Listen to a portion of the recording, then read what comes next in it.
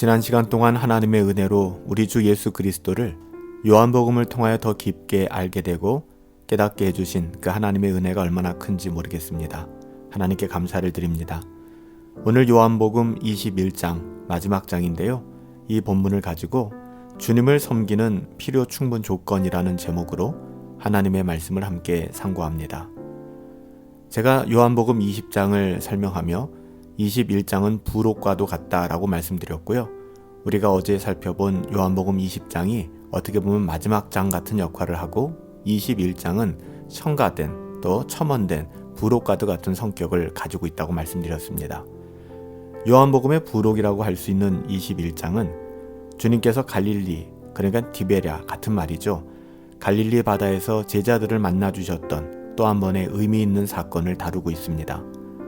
베드로와 도마, 그리고 세베대의 아들인 야고보와 요한, 마지막 나다나엘과 다른 두 제자, 이렇게 도합 7명의 제자들이 그들의 옛날 직업을 가지고 갈릴리에서 물고기를 잡고 있었습니다.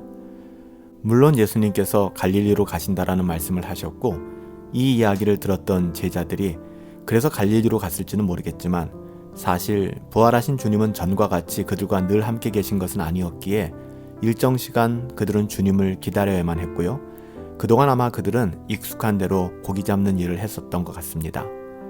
그런데 밤이 맞도록 밤새도록 고기를 잡았는데요. 한 마리도 잡지 못하였어요. 날이 거의 새어갈 무렵에 그들에게 오신 주님은 물고기를 잡았느냐라고 물으셨죠. 그리고서 배 오른편에 그물을 던져라 이렇게 말씀하셨습니다. 말씀대로 그들이 그물을 던지니까 이건 웬일이에요. 밤새도록 그들의 방식대로 물고기를 잡으려 했지만 한 마리도 잡지 못했거든요.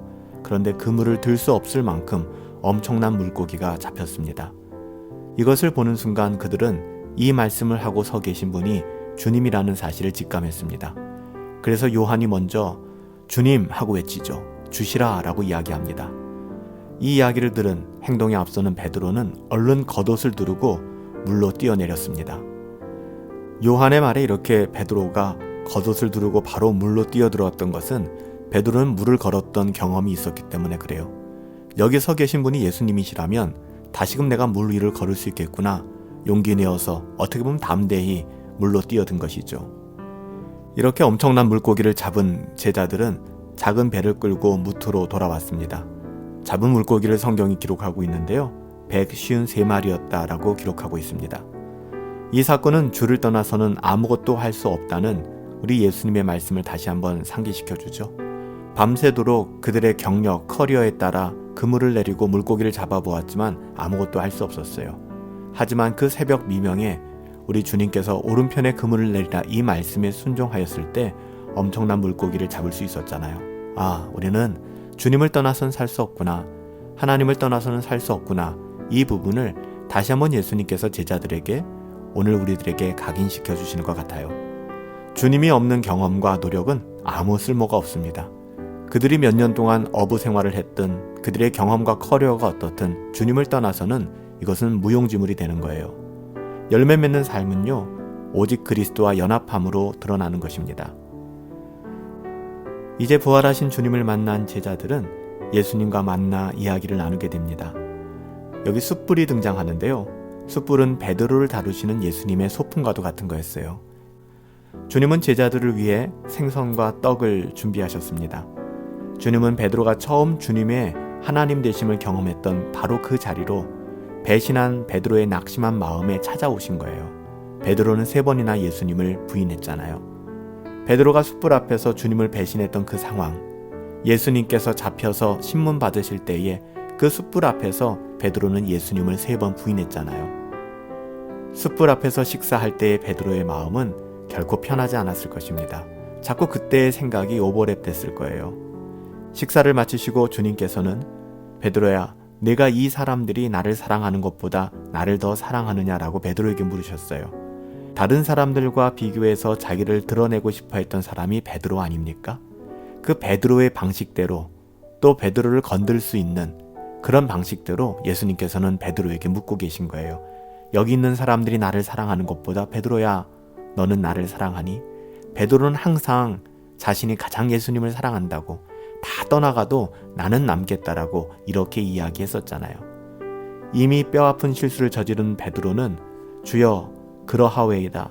내가 주를 사랑하는 줄 주님께서 아십니다. 라고 말함으로써 자기의 마음을 드러내되 다른 사람들과 자신을 비교하는 방식을 이제는 포기합니다. 예전 같았으면 그럼요 제가 제일 사랑합니다 라고 이야기할 텐데 이제 베드로는 그렇게 말할 수 없는 거예요. 주님께서 2번을 더 물으시자 베드로는 근심하면서 주님이 아십니다 라고 대답할 뿐이에요. 3번을 배신한 베드로에게 3번의 사랑 고백을 요구하신 것은 베드로의 실패를 온전하게 용서하시고 치유하시는 또 한편 주님의 배려였습니다. 베드로의 사랑 고백을 들으신 주님, 그 신앙 고백을 들으신 주님은 이제 그제서야 베드로에게 사명을 주세요. 내 어린 양을 먹이라. 내 양을 치라. 그리고 내 양을 먹이라.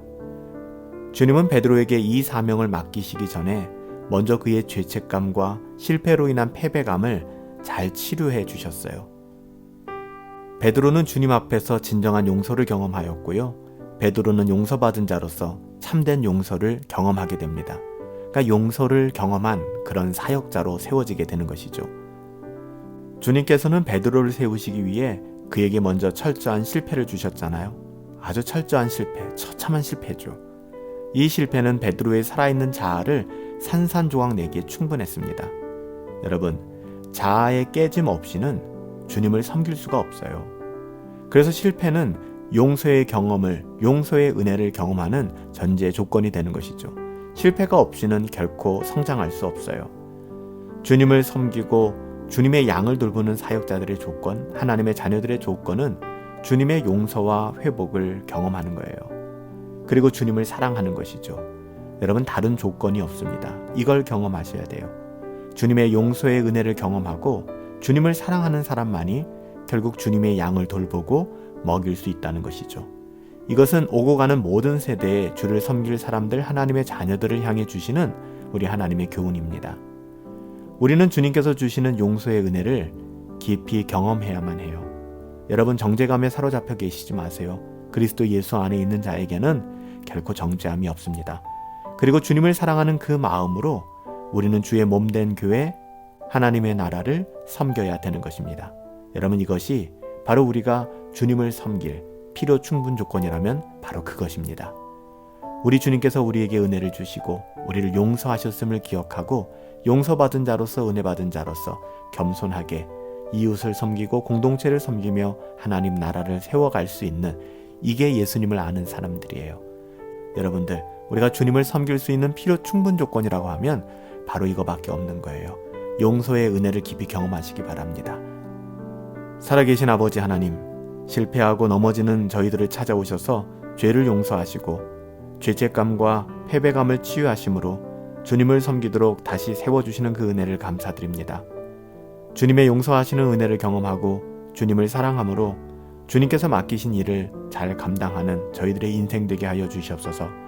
요한복음을 통해 주 예수 그리스도의 은혜의 복음을 더 깊게 알게 해주신 하나님께 감사를 드리며 존귀하신 예수님의 이름으로 기도하옵나이다. 아멘. 요한복음 1장부터 21장까지 함께 해주신 여러분 감사를 드립니다. 주 예수 그리스도로 말미암는 은혜가 저와 여러분들 삶 가운데 날마다 항상 흘러넘치기를 예수님의 이름으로 축복합니다. 늘 성령으로 충만하시고 우리 주 예수 그리스도의 은혜 안에서 함께 승리합시다.